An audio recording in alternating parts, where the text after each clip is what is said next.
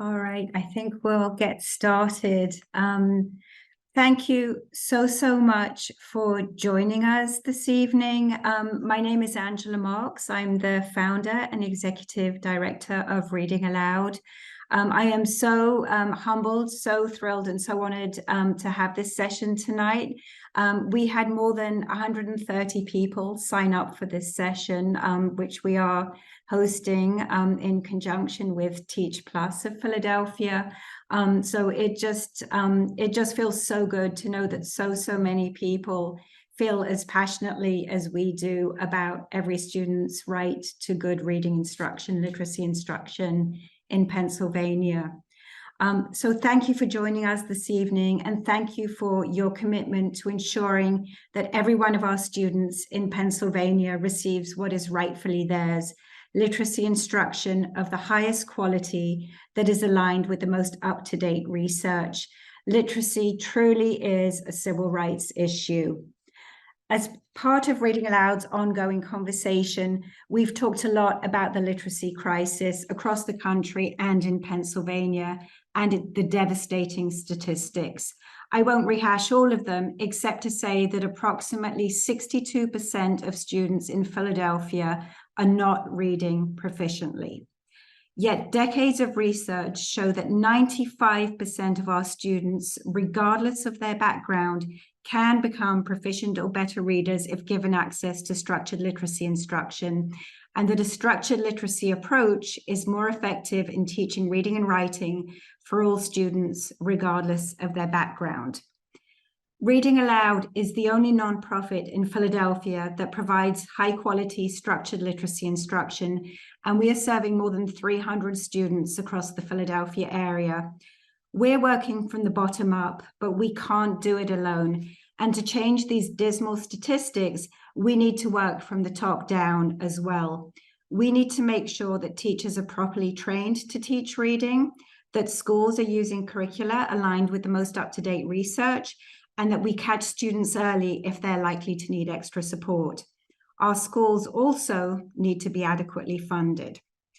And there's a lot that's been going on in the past year or so, and legislation that is actively being debated currently. And trying to understand it all, for me, quite honestly, has been overwhelming. It's hard to know what we can do to make sense of it, to make sense of it all, and how we can make a difference. That's why I'm so thrilled to introduce Laura Boyce this evening, who is going to talk about what's happening in Pennsylvania to make sure our students get the instruction they deserve. Laura is the Pennsylvania Executive Director, leading Teach Plus's policy and practice work across the Commonwealth. Under her leadership, Teach Plus Pennsylvania has grown from a single program to 5 programs across the state. Teach Plus has achieved statewide policy wins, including historic increases in state education funding, the passage of the Level Up program to accelerate funding to the 100 most underfunded districts, updates to Pennsylvania teacher certification regulations to require future teachers be trained in the science of reading and culturally relevant practice, and changes to the Pennsylvania School Code to create youth pathways into teaching and diversity and to diversify the educator workforce. Laura, we are so happy to have you here today and to make sense of this all for us. I'll leave you to get going. We'll leave time at the end for questions and answers, which can go into the chat, to the question and answer section of Zoom.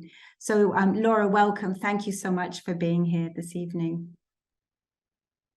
Thank you, Angela. Thank you so much for this opportunity, and I'm really excited for this conversation. I'm gonna go ahead and share my screen and start off. We're going to talk about literacy first, and then we will talk about the school funding stuff afterwards, and we'll take a little bit of time for question in between. I'm going to give myself my speaker notes over here just so I can see what I'm doing.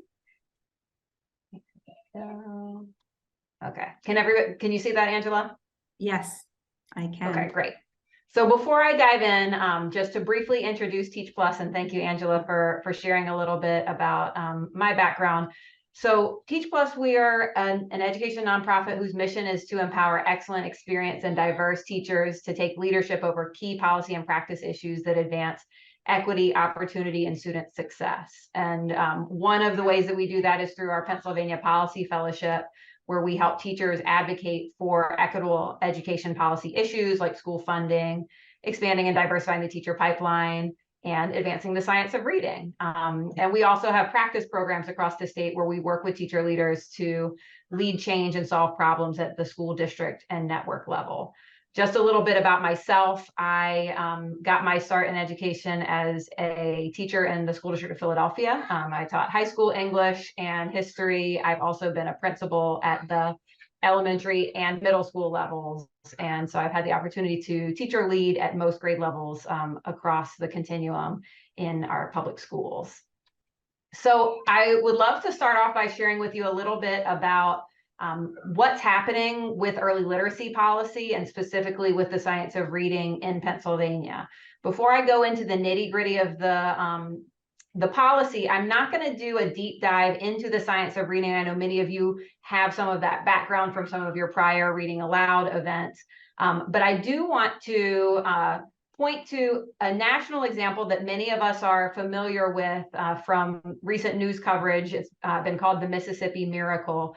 And what I've got here is a chart that shows the nation's report card, NAEP, the reading scores for fourth grade over the past over 2 decades. And we've got Pennsylvania is in light blue, and you can see that Pennsylvania has generally been above the national average or close to the national average, but has experienced a pretty concerning dip in reading performance across the last 5 to 8 years. And even within that relatively high performance, Pennsylvania has always had some of the largest racial and socioeconomic achievement gaps in the country, which is in many ways connected to school funding, which we'll talk about later.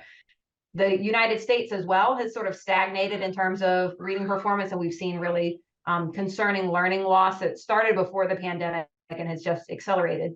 Meanwhile, we see Mississippi here, which started as one of the lowest performing states in the country in terms of their reading achievement back in the 1990s, and has oftentimes been sort of a laughing stock of the country. Many states sort of would tell themselves, well, at least we're not Mississippi in terms of academic achievement. And you can see there's just been steady progress over the past 2 decades, and in particular, some really impressive gains, some of the fastest gains in the country over the past 10 to 15 years. And so this has been called a Mississippi Miracle. Nick Kristof wrote about it in the New York Times recently. And many people have been looking to Mississippi as a leader in terms of setting policies that are going to create the conditions for students to learn to read. So what policies has that looked like in Mississippi?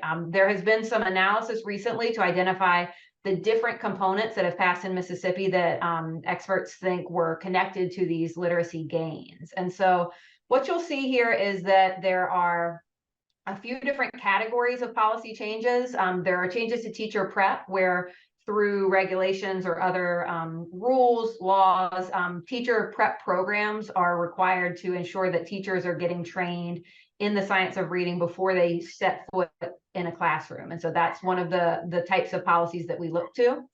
Teacher licensure, so thinking about the tests that teachers need to pass to demonstrate content knowledge before they can get certified. There have been steps in Mississippi to ensure that those certification exams are aligned with the science of reading, so that you're actually holding teacher prep programs accountable for having ensured that teachers are getting the knowledge and practices that they need prior to entering the workforce. We also know that not all teachers are going to have the opportunity to go back in time and redo their teacher prep experience, and many of them went through teacher prep programs that were not aligned with the science of reading. So it's also important to have policies that require professional development and or coaching of current teachers in the science of reading. That's another important component. Next is assessment. So as we think about assessment, and even prior to the grade levels, usually for third and up where there are official state tests, thinking about screeners that are administered in the K to 3 grade levels. Are those are schools even doing those assessments at all? And if so, are those assessments aligned with the science of reading rather than with a leveled literacy system where you're not necessarily actually checking for the skills that are associated with structured literacy? Next is curriculum, making sure that curricular and instructional materials are aligned with the science of reading. And then finally is instruction and intervention. So requiring that science of reading align instructional methods and or intervention for struggling readers are in place. So Mississippi has all of these in place and has really over the past, starting in the about 10, 15 years ago, really put all of these pieces in place. And most experts think that it's important to have most or all of these elements in place to really see teacher practice change in the way that is needed to see really rapid growth. So where is Pennsylvania? Pennsylvania is behind Mississippi in terms of policy, but has started to move in the right direction. Hold on one second. I'm just going to make sure that I get to full screen. There we go.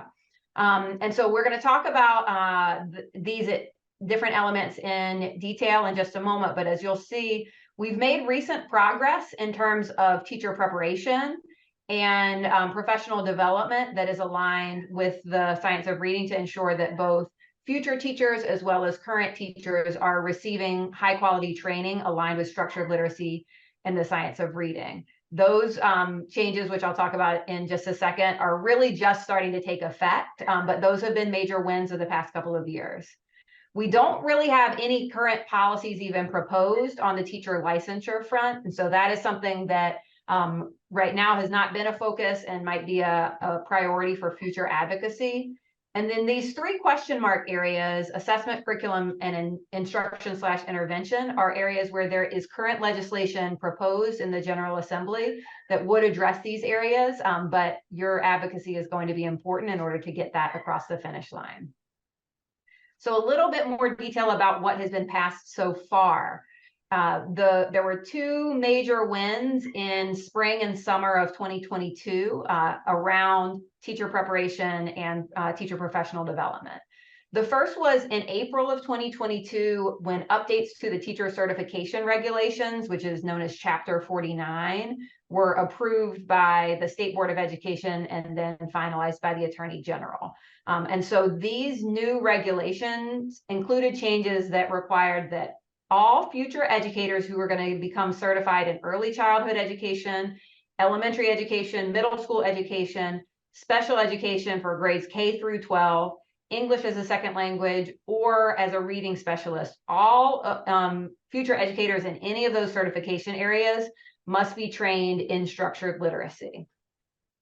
Specifically, educator preparation programs are required to integrate structured literacy into both their coursework, the courses that students are taking, as well as field experiences. So when they're going out into actual classrooms and student teaching experiences and so forth. And those changes must start taking effect by August 1st of next year, 2024. Many schools are already starting to adjust their curriculum and make sure that their experiences are aligned with that. And as you know, structured literacy is an evidence-based approach to teaching oral and written language. This is how it's defined within these regulations, that it must include systematic, explicit instruction and foundational skills. It must integrate listening, speaking, reading, spelling, and writing, and emphasize the structure of language across all domains. So those certification regulations were finalized in April of 2022. And as part of that, there was the requirement that the Pennsylvania Department of Education would develop associated guidelines or competencies to really detail exactly what structured literacy knowledge and practices teachers must earn. And so those guidelines or competencies were approved in October of 2022. And it was really exciting that the competencies as finalized are highly aligned with the International Dyslexia Association's knowledge and practice standards, which is sort of the gold standard for outlining the skills for structured literacy. So we have really high quality standards in place now. Obviously, implementation is going to be hugely important. And we want to make sure that teacher prep programs are not just checking off a box saying, yeah, we're doing it without making meaningful changes, but that they are really being supported and held accountable to change their curriculum. So that covers new teachers, incoming teachers, future teachers. What about all these current teachers who are already in the classroom and maybe have not had an opportunity to learn about structured literacy? Chapter 49, the teacher certification regulations, did also add requirements for districts that they incorporate structured literacy into induction plans. Those are plans for new teachers in their first 2 years of teaching, as well as professional development plans that apply to all teachers. And so that is an expectation that is moving forward. In addition to that, in July of 2022, there were also updates to the Pennsylvania School Code. So this is on the legislative side of things. Representative Jason Ortiz had proposed a bill, House Bill 2045, that would codify some of these requirements for teachers into law as well as into the regulation. And so that was passed as part of Act 55, the school code. So PDE was required to create a program of professional development and applied practice in structured literacy. And that program has gone into effect this school year. So as of this school year, PDE is supporting the rollout of this professional development across Pennsylvania. And as well, districts have the opportunity to opt into optional training where they can get coaches trained by PDE to provide in-class demonstrations, modeling, and coaching for teachers in structured literacy. So there's an opportunity for sort of centralized training of trainers who can go out into districts to support current teachers. So those are the wins. And obviously right now we're in the starting the implementation phase, and a lot of support and accountability will be needed to ensure that those wins are really followed through on. At the same time, we have additional legislation proposed that would address some of these other components that we've seen be successful in Mississippi. So a bipartisan group of legislators have proposed 2 companion bills, and that just means that they're the same bill. One is in the House and one is in the Senate. And these bills would address assessment, curriculum, and intervention. So the House bill is House Bill 998. It's sponsored by Representative Jason Ortiz and Representative Justin Fleming. So that's one Democrat and one Republican. Then Senate Bill 301, again, a bipartisan bill sponsored by Ryan Aument and Anthony Williams.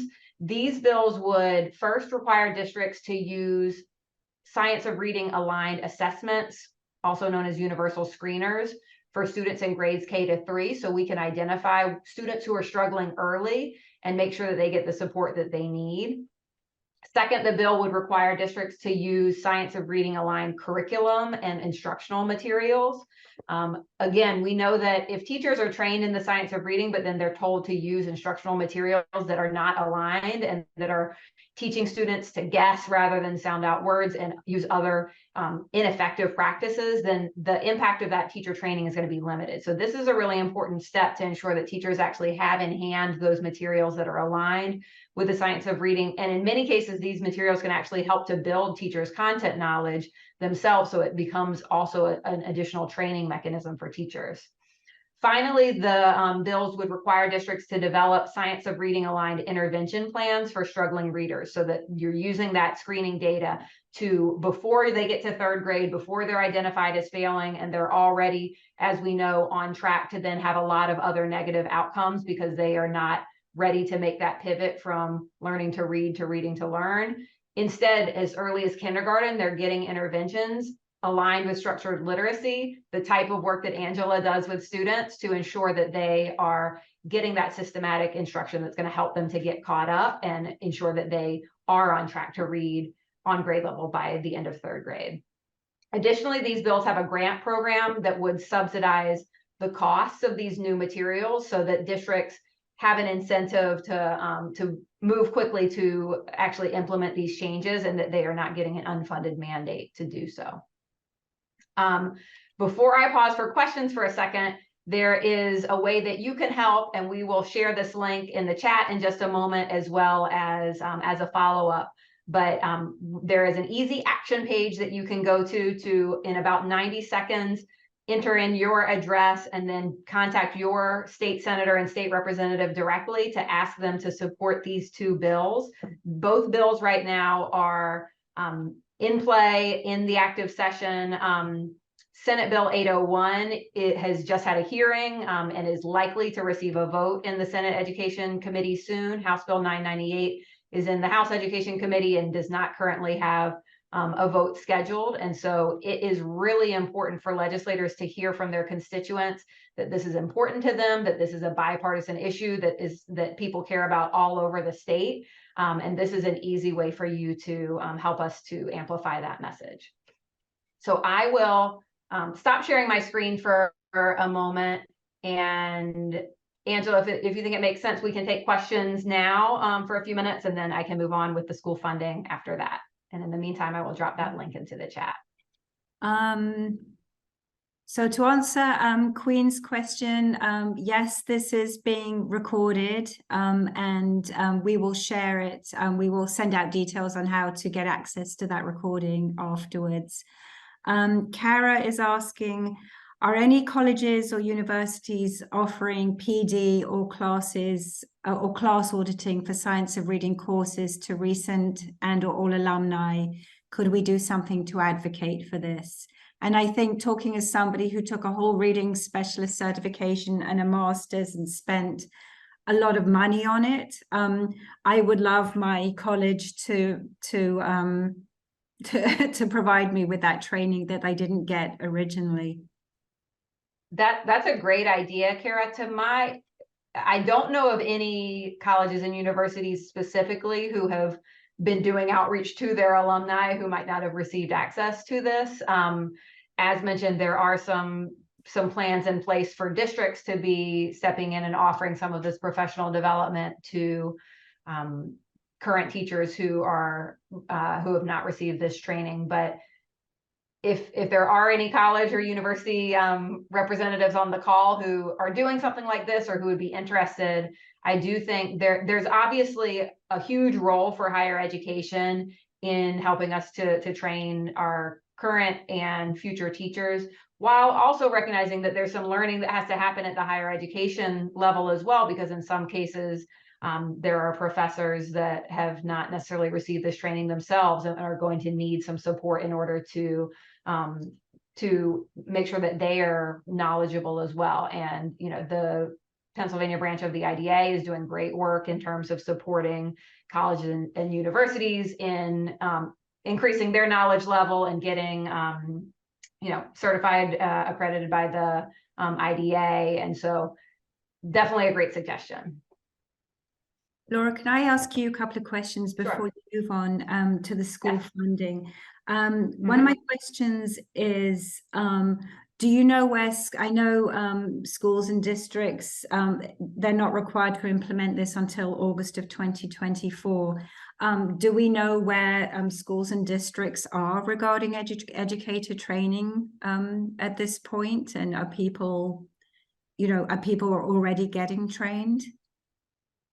The training is definitely has started, and I know that I believe Pam Kastner is on, and she has been hugely involved in that effort at the state level. Some districts have been doing this training already. I know Cumberland Valley is a leader in this area. Bethlehem area has been training their teachers. The School District of Philadelphia has been taking great steps in the past year to align their curricular materials with the science of reading and start to shift their training and support for teachers with their big shift to the new curriculum that's going to start next school year. So Pam would probably be able to speak a little bit more than I could in terms of like exactly what that implementation and rollout has looked like so far, but it certainly is something that is beginning to be implemented this year. It's really August of 2024 that the higher ed has to start incorporating it, but PDE has already been required by this school year to begin rolling out this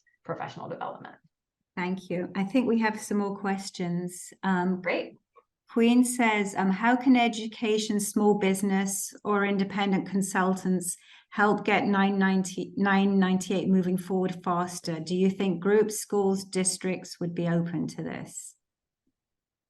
Yes. So in addition to sharing the link around and getting people to reach out individually to their senators and representatives, it's always helpful to have letters of support from organizations, from districts, from small businesses, as much as we can ensure that our lawmakers and our governor understands that this is an economic issue as well as an educational issue. That's really important. So if you're somebody who has access to a lobbyist and you can get the lobbyist talking about this bill in their meetings with legislators, that's great. But if not, sharing this link, amplifying the advocacy efforts, sending in a letter, and we can send out as a follow-up the names and contact information for those committee chairs and committee staff who are really the ones who, in Pennsylvania, this is sort of a quirk of our General Assembly.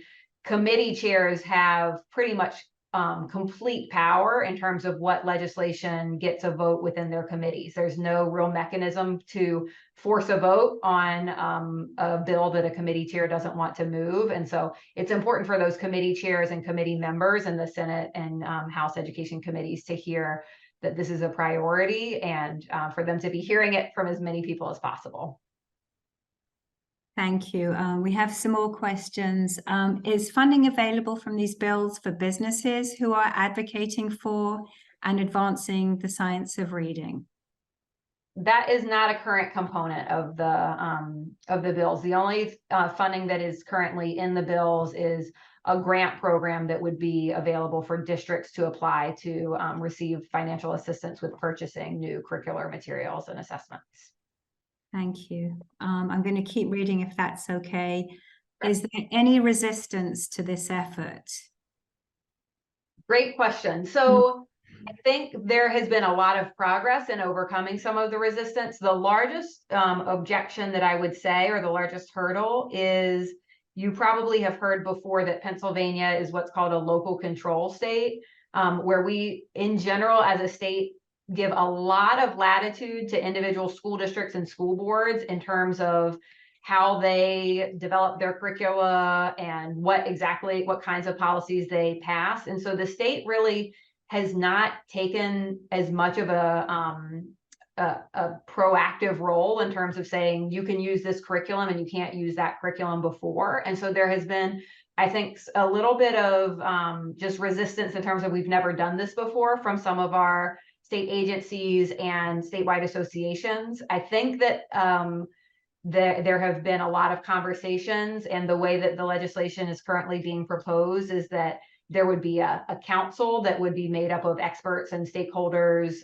that would help to develop an approved list of curricular materials and assessments, and that there would also be a process by which districts could petition to have additional materials added if they could sort of provide evidence that they were evidence-based and aligned with the science of reading. But I would say that's the biggest hurdle that has needed to be overcome. But some of those groups that had initially expressed opposition have come up either to be supportive or neutral. So there is not like a major effort to oppose this at this point. And that has been really the product of a lot of advocacy, including by teachers to their state union to say, this is important for us, don't fight this, and so forth. Thank you. We have more questions. Regina Willis says, wasn't a law passed where universities have to begin teaching new teachers science of reading by August of next year? If so, can we do something to lobby to include existing teachers? Yes, so that's the Chapter 49 regulations, and they do apply to existing teachers as well through the professional development plans, although there probably could be some strengthening of that. And we do know, like in Mississippi, for example, there are some more explicit policies around reading coaches, particularly in schools with low reading achievement, who are sort of dedicated additional on-site coaching. So there is probably a lot more that could be done to support existing teachers, but there is, within Chapter 49 and the associated school code, there's some provisions to get started on that. Can I put a question of my own in? Is how much professional, it says that schools and districts are required to provide science of reading professional development for their teachers. How many hours over the course of the year are they required to provide? Yeah. That is not specified. It's just the only sort of specification within Chapter 49 is that districts incorporate structured literacy into, and specifically the new structured literacy competencies into their professional development plans. So there is not a specific number of hours that's required. I don't know if this is putting you on the spot, Laura, and I know Pam Cass, and I wish I could have her come on and speak, but I know we're going to grab her another time. Sure. I'm determined to do that. She's the best. Yes, I know she's the best. How much do you think, how much professional development do you think a teacher who really doesn't have experience with the science of reading would need before they can become, an effective instructor? Do you have a sense? I would definitely defer to Pam in terms of number of hours. I think that, there are a lot of really great providers who provide entire courses. I've done the AIM Pathways program and found that extremely helpful and used a lot of it as I was teaching my son to read, he's a very successful little 3-year-old reader. So I can definitely attest that it really works. But I would defer to Pam and other experts in terms of the exact number of hours. Okay, and I think that could be a conversation for another time, but I'd love to keep talking about that.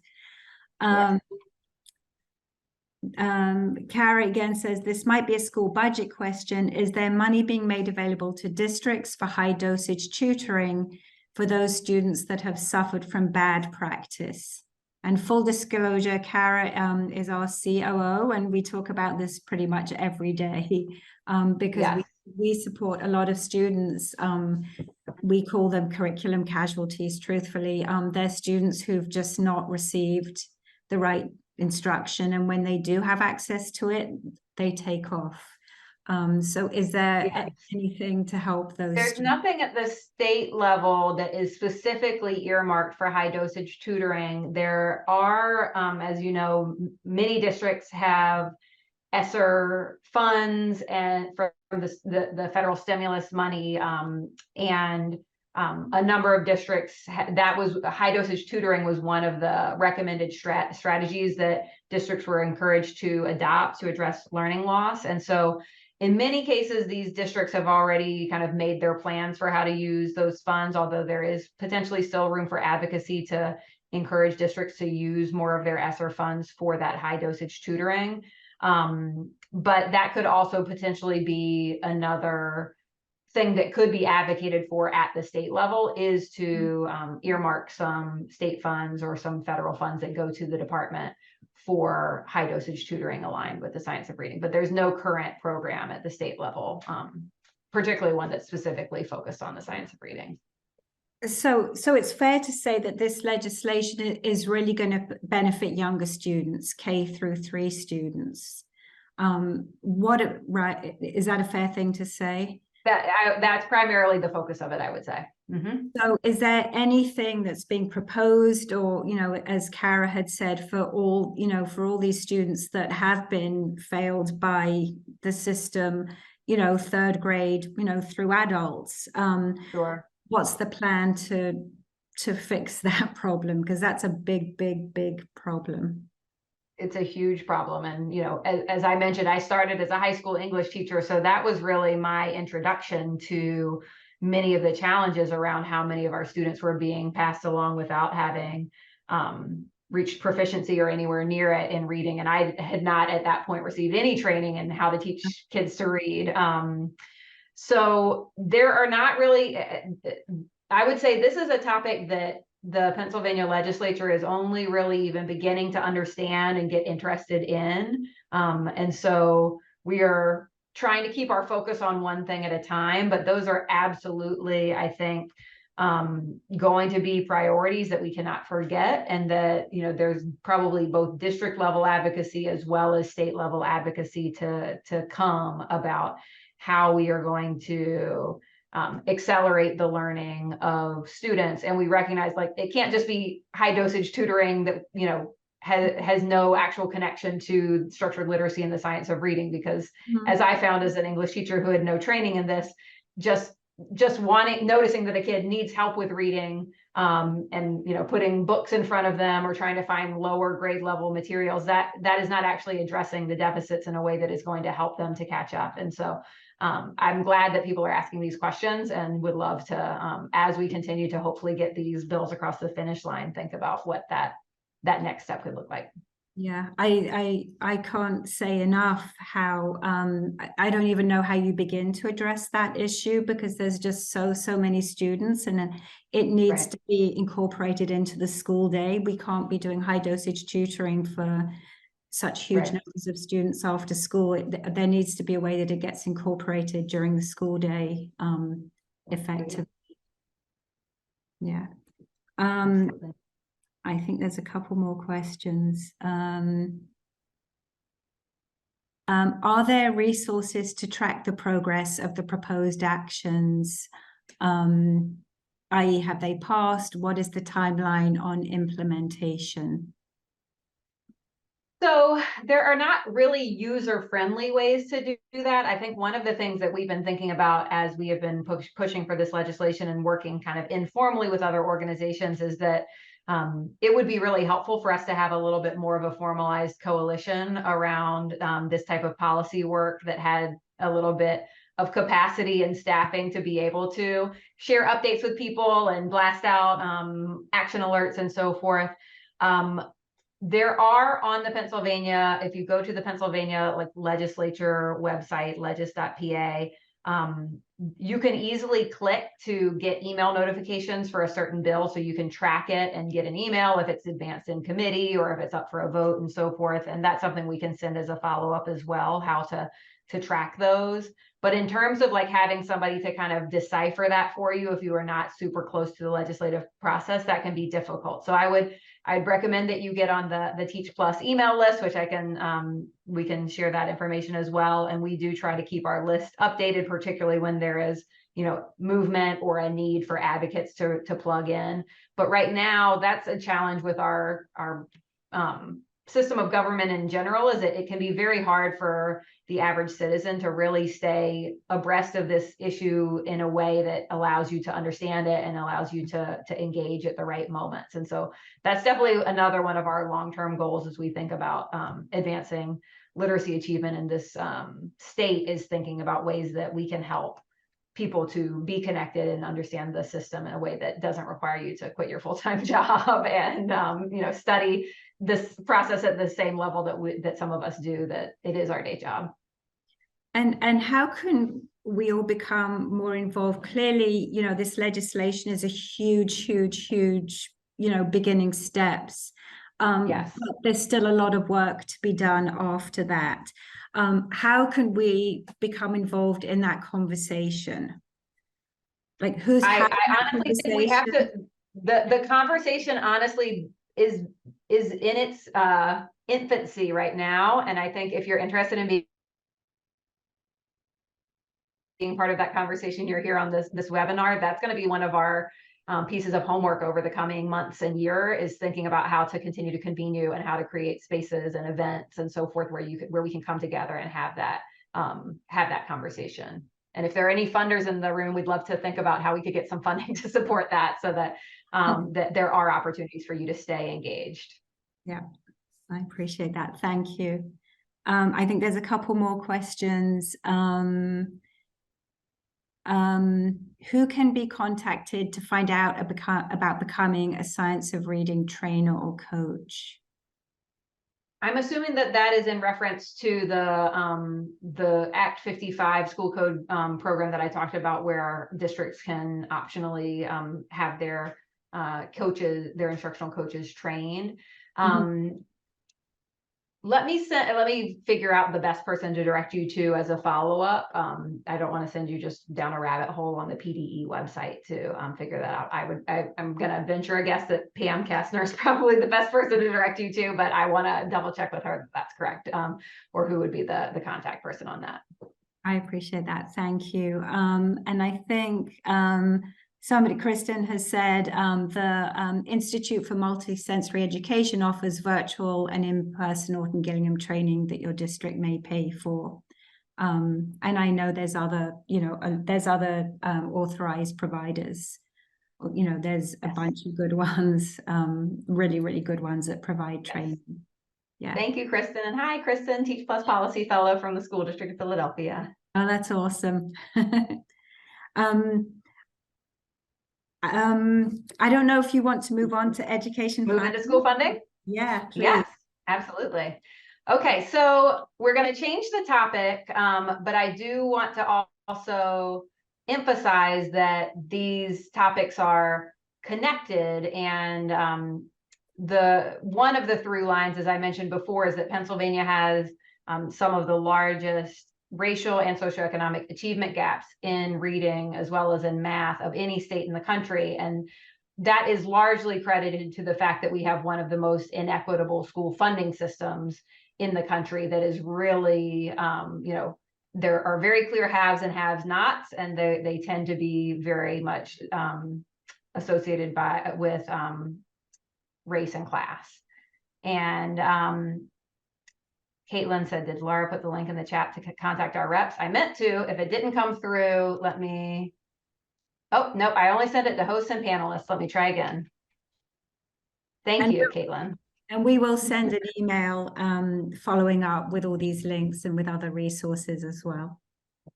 Perfect. Okay, so let me get my notes back in front of me. And so yes, when we think about how are we going to accelerate literacy achievement, and when we look back in Pennsylvania's history to the time period in recent history where we saw the biggest gains in literacy achievement, as well as the narrowing of the achievement gap, those were really during the Ed Rendell governor years, when school funding was increasing and when it was particularly being accelerated to our highest need, most underfunded school districts. So these issues are very connected to each other, and we really think about them as interconnected in our work with Teach Plus.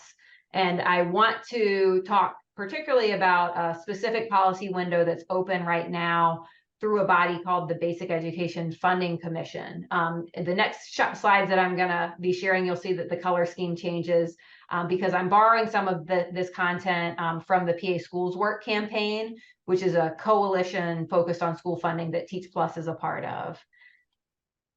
So I'm not going to go really in the weeds into Pennsylvania's school funding system tonight, but a few things that are important to understand about how we currently fund our schools in Pennsylvania.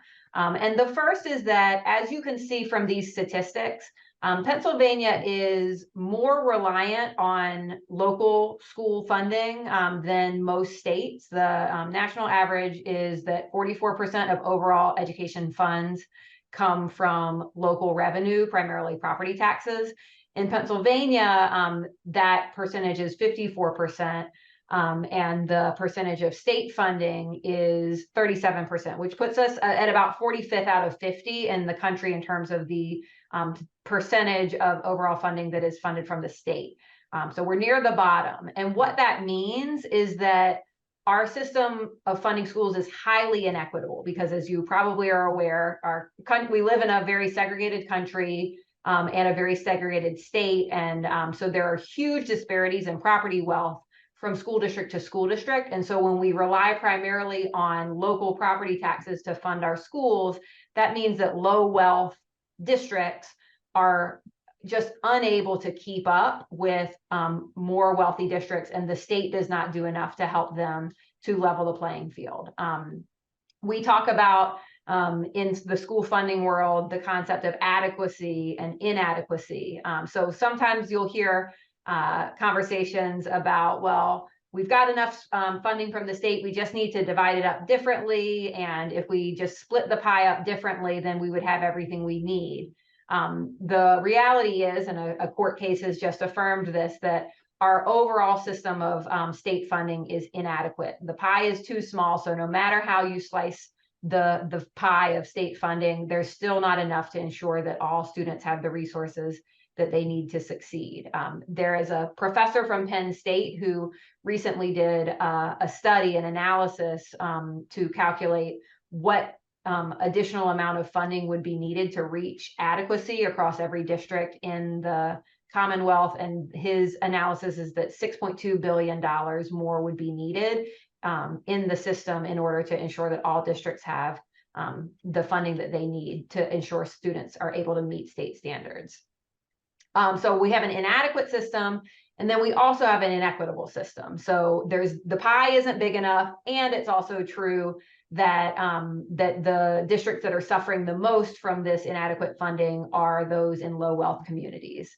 The funding gap between high wealth and low wealth districts is about $4,800 per student. And so what that means is we know from research that students who are living in poverty, English language learners, students with disabilities, those students are able to succeed, but they need additional resources to be successful. And so the students who need the most are actually getting the least in our current system, because those students tend to be disproportionately concentrated in these low wealth districts that are getting the least funding. And that gap has continued to grow over time. So while many states have progressive funding systems where students are getting more resources based on needs, Pennsylvania's system is one of the most regressive in the country.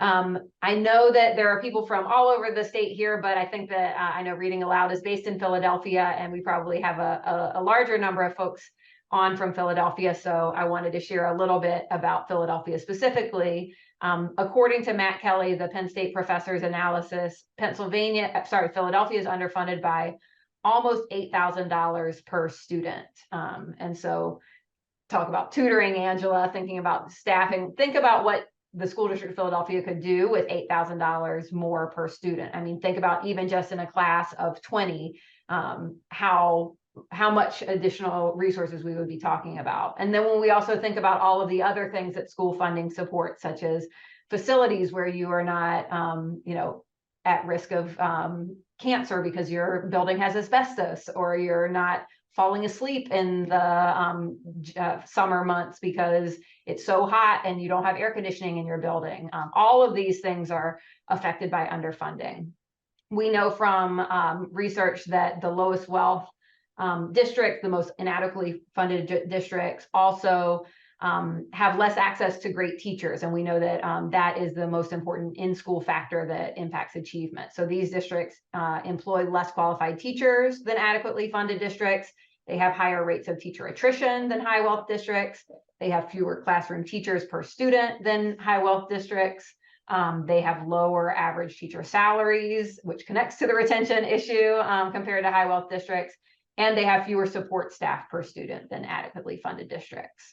So this is definitely an issue that is affecting Philadelphia, but it's also affecting districts all across the Commonwealth, not just urban districts, also suburban districts, rural districts.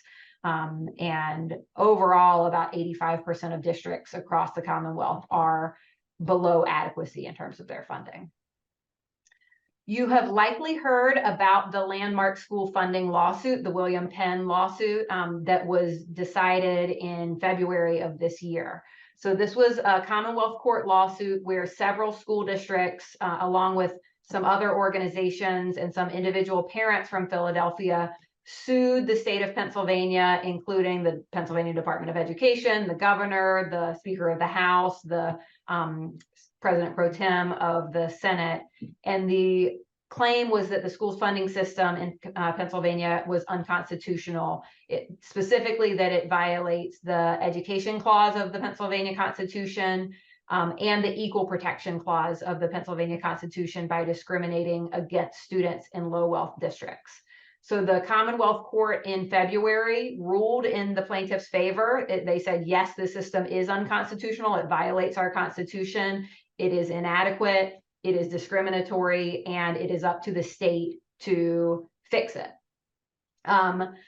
The deadline for any of those parties who were defendants to appeal that lawsuit was this summer. That deadline passed, and despite some speculation that there would be an appeal to the Pennsylvania Supreme Court, there was no appeal, which means that the ruling is final, that the defendants have accepted the judge's ruling, and that it is now up to the governor and the General Assembly to actually develop a system that is constitutionally compliant.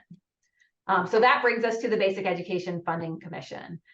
So in his budget address in March, Governor Shapiro talked about the judge's decision and said, this ruling means that we all need to come to the table and develop a school funding system that passes constitutional muster.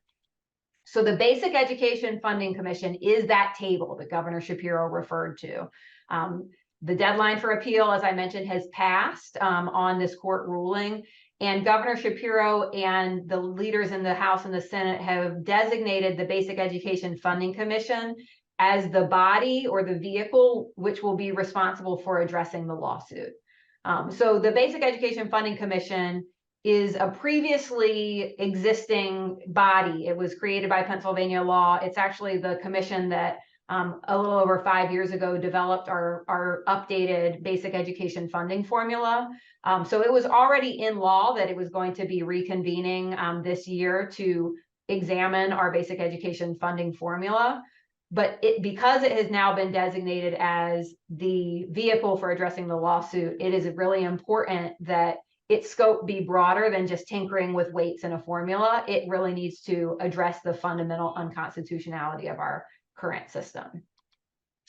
So what would a better system look like? The Pennsylvania Schools Work Coalition, of which Teach Plus is a part, has put together 4 criteria by which we will be grading, we're educators at heart, we'll be grading the Basic Education Funding Commission in order to see have they actually done their job in redesigning a system to be constitutional. So those 4 criteria, and I'm not going to get too technical here, but just explain the high level concepts. First is that the commission must embrace adequacy as an actual goal. Instead of doing what we've done in the past, which is whatever the General Assembly feels like putting towards education each year, or starting with whatever they did last year, and maybe they'll add a couple million or a couple $100 million on top. Instead, we should fundamentally be starting from what are the resources our students require in order to be successful, which means we would be setting adequacy as a specific goal. There is a methodology for doing this using the process that Professor Matt Kelly from Penn State set forth as part of the lawsuit, and he's updated his analysis for the commission. It involves setting an adequacy target for every single school district based on the levels of spending in high performing districts, and then adjusting those levels based on the student need of particular districts, if they are particularly high poverty or have a lot of English language learners and so forth, making adjustments based on a specific weighting that's in our current system to ensure that they get additional funding. Secondly, we need to be ensuring that we are not defining basic education too narrowly, and that we recognize that pre-K, special education, facilities, and transportation are all specific areas that need to be a part of a comprehensive school funding system.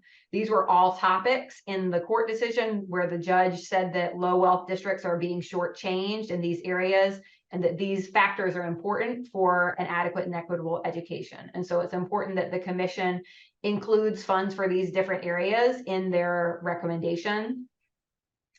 Third, it's important that we recognize that it's not up to just local districts and local taxpayers to meet these adequacy standards. Instead, we have to recognize that the low wealth districts are not able to just raise their taxes enough to actually meet the levels of spending that are required, that it's up to the state to determine what their fair share of overall education funding is going to be. There are ways to do that based on sort of expecting a fair and proportionate level of tax effort across different districts, and then having the state step in to close the shortfall for districts that don't have that local property wealth. So setting those state share targets is step 3.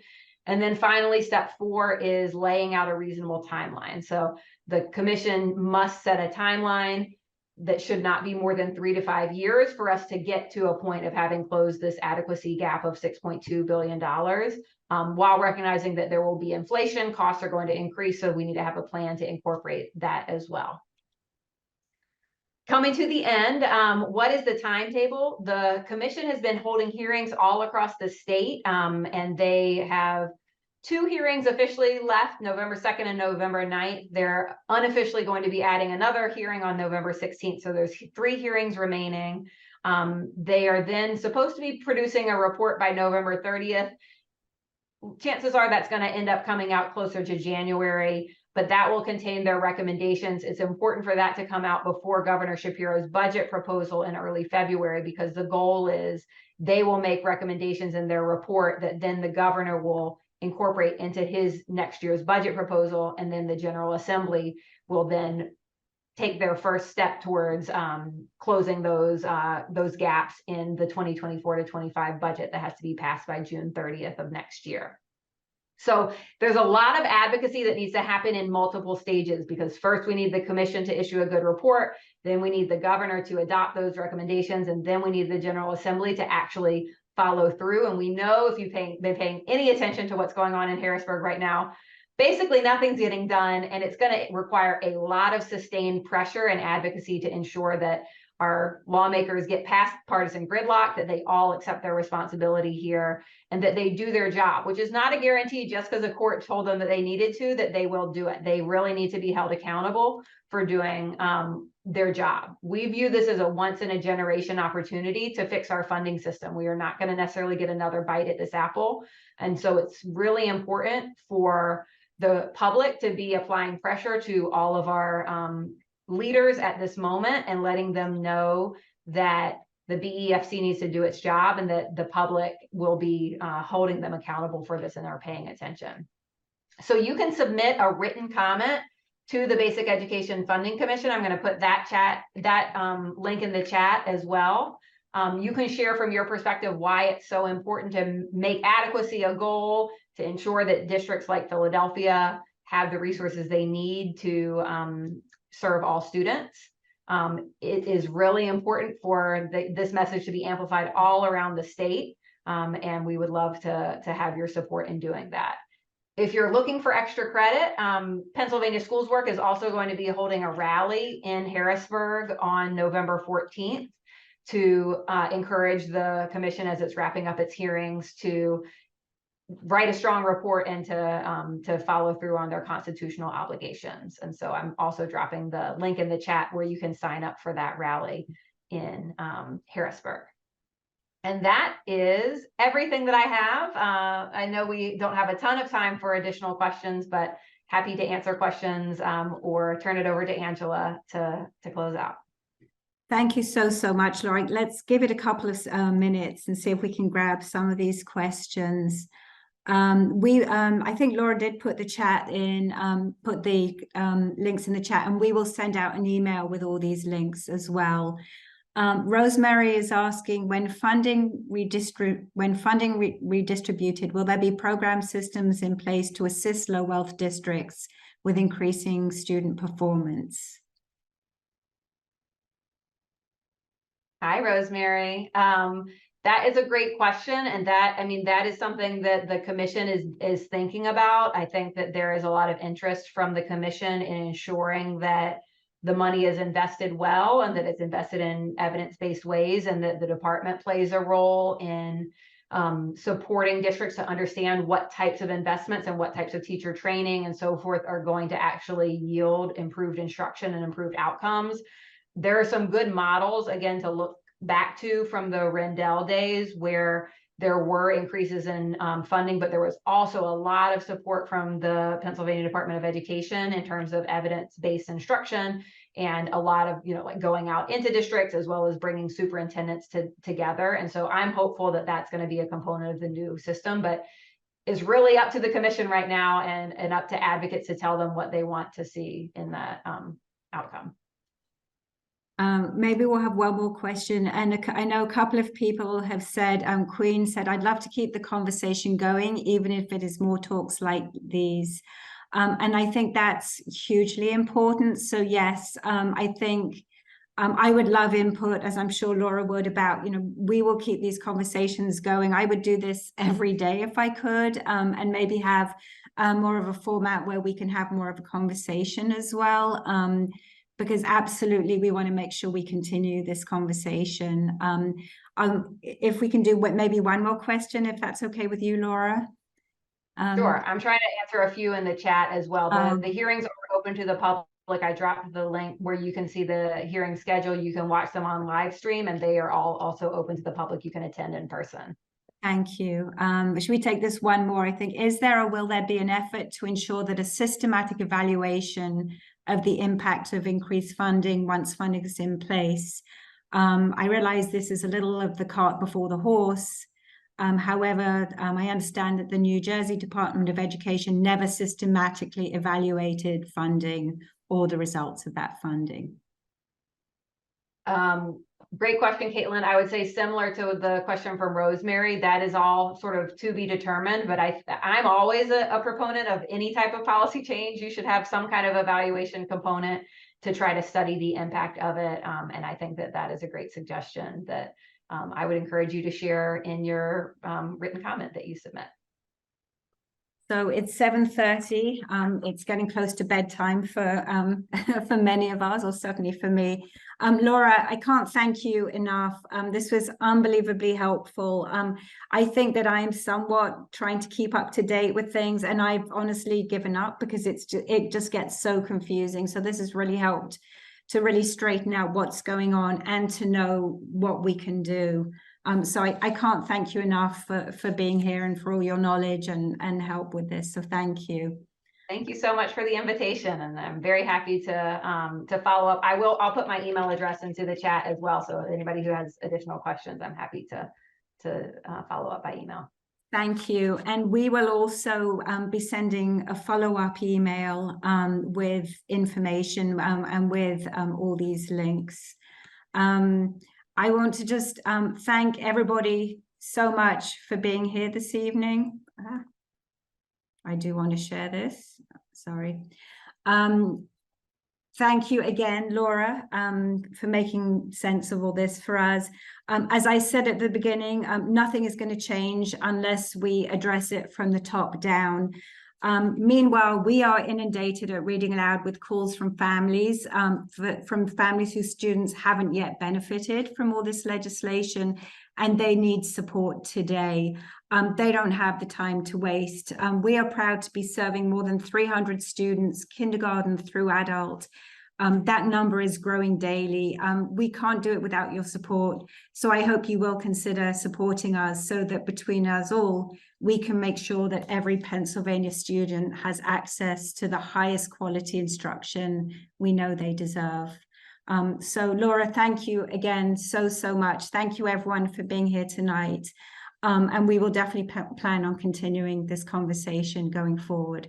So thank you so much and good night, everyone.